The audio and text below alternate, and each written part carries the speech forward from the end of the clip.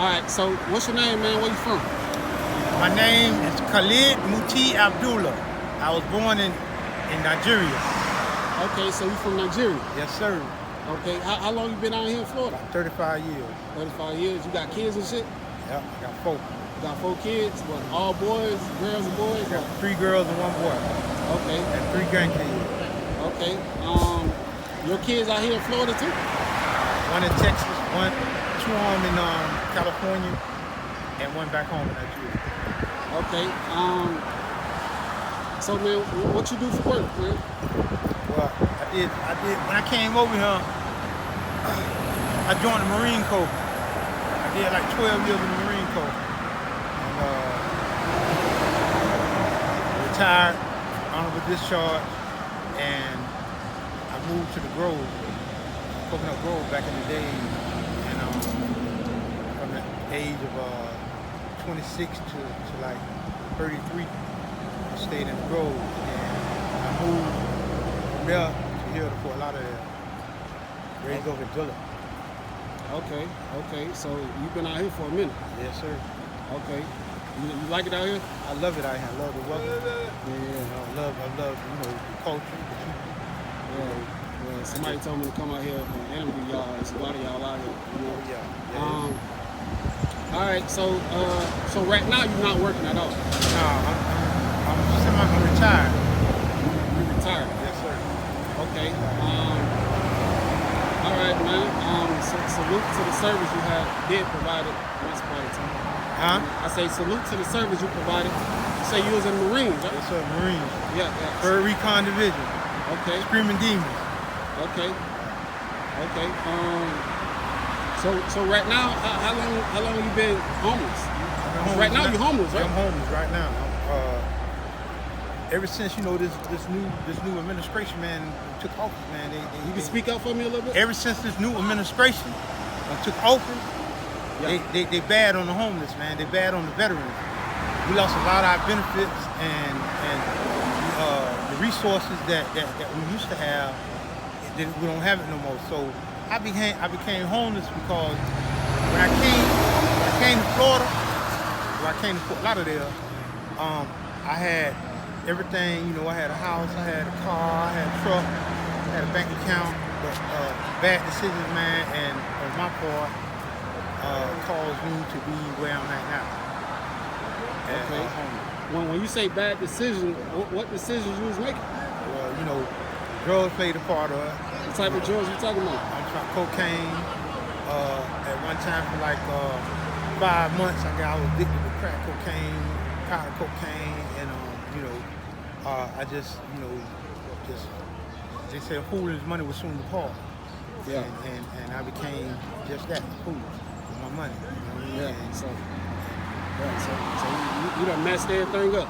No, not really. I haven't burnt all my bridges, but I burnt some major bridges.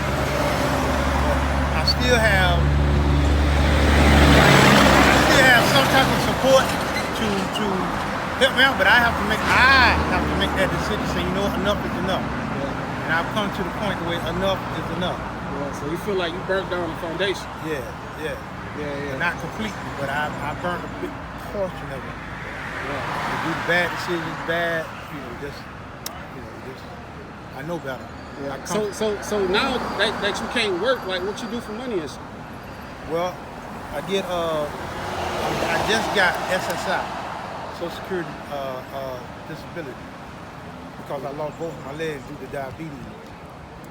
Okay. And so I've just got interviewed with the Social Security Department, and they're gonna. It's like you get loud and you get low. Oh, I got interviewed by the Social Security Department, and they're making the decision now. I went and seen their doctor. The doctor, based upon his approval, I can start getting my benefits. Okay. Yeah. Okay, that's smooth. So you'll be good. So you getting it right now? No, not yet. They got to make a decision. I just got interviewed. It's a process right now. It's a process. It takes up to a year.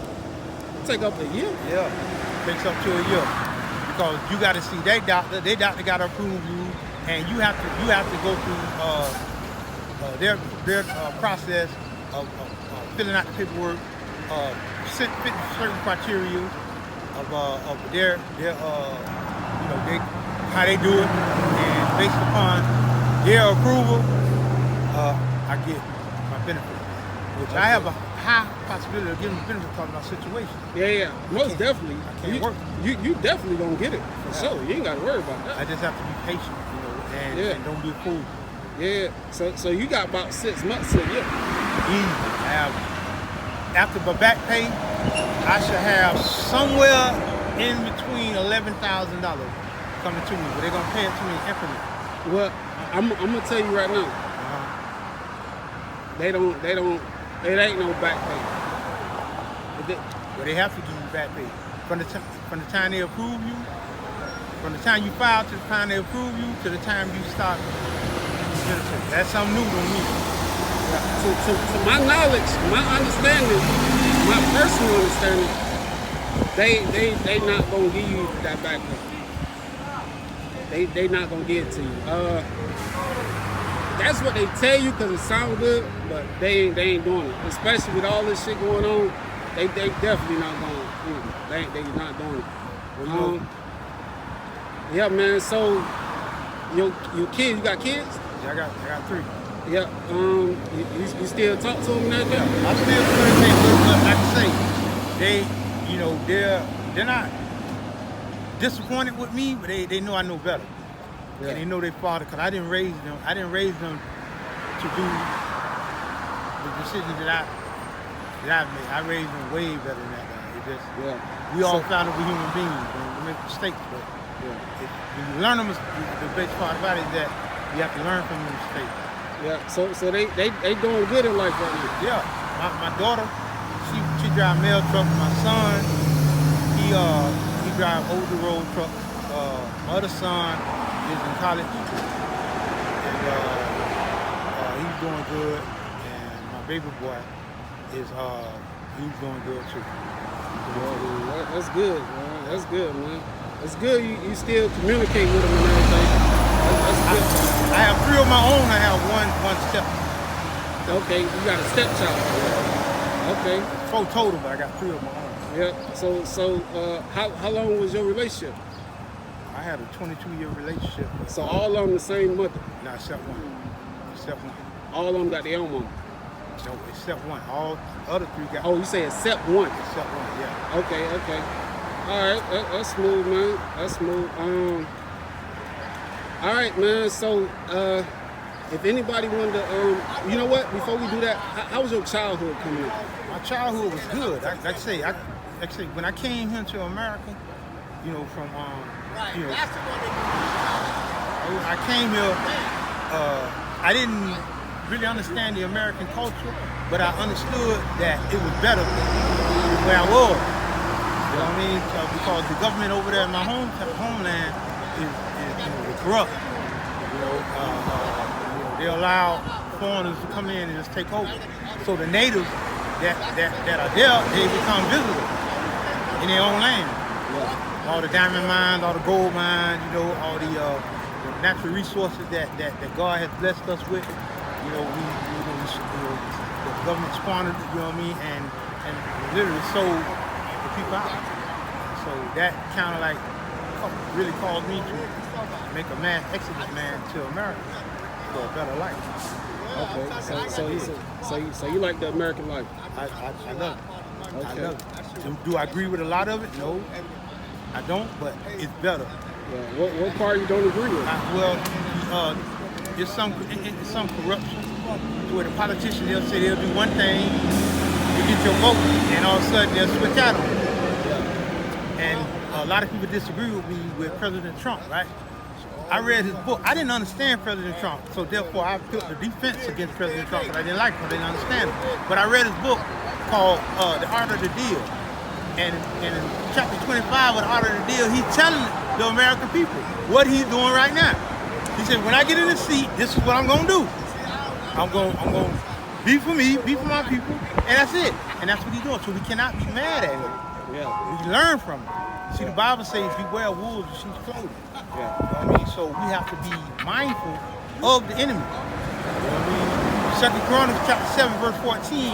That's one of my favorite scriptures in the Bible. It says, if my people who are called by my name shall first humble themselves and pray and seek my face and then turn from their wicked ways, and I will hear from heaven and heal their land.